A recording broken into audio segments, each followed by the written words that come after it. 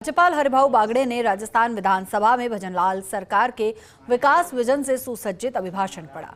लगभग 1 घंटे 21 मिनट लंबे इस अभिभाषण में राज्यपाल ने सरकार की नीतियों, योजनाओं और भविष्य के विजन को सदन के सामने रखा। उन्होंने कहा कि सरकार ने युवाओं, किसानों, महिलाओं, निवेशकों और सामाजिक सुरक्षा से जुड़े सभी वर्गों के लिए ठोस कदम उठाए। नेता प्रतिपक्ष टीकाराम जूली ने अभिभाषण को दिशाहीन और निराशाजनक बताया, जबकि संसदीय कार्य मंत्री जोगाराम पटेल ने इसे ऐतिहासिक बताया।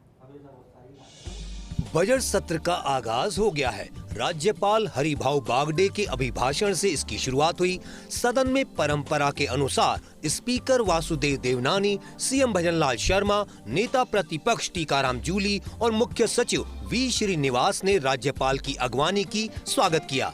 राज्यपाल हरिभाऊ बागड़े ने अपने अभिभाषण में राजस्थान की उपलब्धियों को गिनाया। उन्होंने कहा कि राज्य की पहली पेट्रोलियम रिफाइनरी का कार्य अंतिम चरण में है और जल्द ही इसे शुरू किया जाएगा। सड़कों, एक्सप्रेसवे, जल संरक्षण, ऊर्जा और धार्मिक स्थलों के विकास से जुड़े कार्यों ने प्रदेश को नई दिशा दी है। एक तरह से अभिभाषण के जरिए ये सामने लाया गया है कि प्रधानमंत्री नरेंद्र मोदी और भजनलाल सरकार के विजन के जरिए राजस्थान विकसित राज्य बनने की ओर अग्रसर है। स्वनिर्माण श्रमिक कल्याण मंडल द्वारा इस वित्तीय वर्ष में 7,74,000 से अधिक श्रमिकों को लगभग 879 करोड़ रुपए की सहायता राशि उपलब्ध कराई गई है। उधर पक्ष और विपक्ष ने राज्यपाल अभिभाषण पर अपनी बात रखी। संसदीय कार्य मंत्री जोगाराम पटेल ने कहा कि राज्यपाल अभिभाषण से साफ है कि भजनलाल सरकार राजस्थान को विकसित राज्य बनाने की ओर मजबूती से काम कर रही है। मेरा ये मानना है कि हमने जो भी तथ्यात्मक विवरण किए हैं वो 100% सरकारी आंकड़े हैं और ऐसा विकास के आयाम आज दिन तक राजस्थान में 2 साल में कांग्रेस के लंबे समय तक सरकार रही पर उन्होंने नहीं किया। राज्यपाल जी का अभिभाषण बहुत अच्छा था और जो सरकार ने काम किए हैं उनकी उन्होंने प्रशंसा की है और सरकार के काम को सराहा। राज्यपाल ने सरकारी कैलेंडर को लेकर कहा कि प्रदेश के युवाओं में नए उत्साह का संचार हुआ है। साथ ही हरियालो राजस्थान अभियान के तहत अब तक 11 करोड़ से अधिक पौधे लगाए जा चुके हैं। मगर विपक्षी दल के नेता टीकाराम जूली ने कहा कि OMR शीट मामले पर सरकार की चुप्पी चिंताजनक।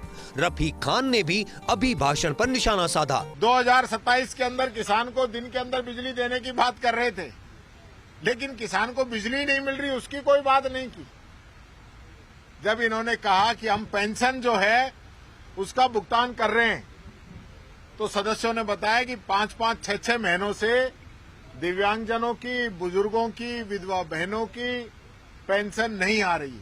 ये सत्र चलेगा, हम जनता की आवाज उठाते रहेंगे, चाहे मुद्दा मनरेगा का हो, चाहे SIR का हो, चाहे पुलिस मुकदमे का हो और चाहे जो समाज की मेन जरूरतों की स्कीम है, बिजली पानी के मुद्दे हैं, उन सब पे हम जनता की आवाज उठाएंगे। राज्यपाल अभिभाषण के दौरान निर्दलीय विधायक रितु बनावत ने विधायक निधि फंड की जांच को लेकर अनूठे अंदाज में बात रखी। अभिभाषण के दौरान पूरे समय तक उन्होंने मांग को सामने रखा। उल्लेखनीय है कि एक समाचार पत्र के स्टिंग ऑपरेशन में कथित रूप से नाम आने के कारण विधानसभा की सदाचार कमेटी उनकी भूमिका की जाँच कर रही है। ब्लैकमेलिंग का कौन सा खेल था और इस सब को करने के पीछे उस पत्रकार की या उस अखबार की क्या मंशा थी, ये चीज सामने नहीं आ पा रही है।